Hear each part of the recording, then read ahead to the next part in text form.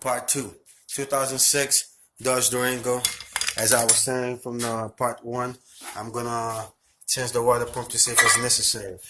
And as you can see, I have the vehicle up in the lift. I'm gonna bring it up.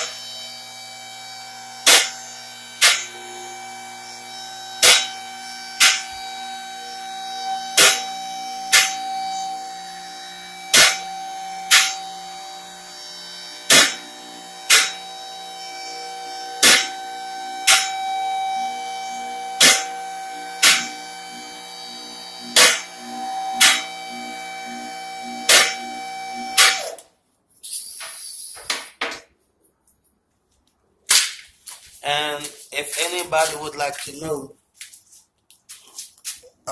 what was wrong with this engine, it was like a knocking noise, and you can hear it in the head. Okay, it's knocking noise. Okay, and over here, um, you know, this is where I had the space. You know, it's difficult to show you guys right now, but this is where I had the space to remove the torque convertible out.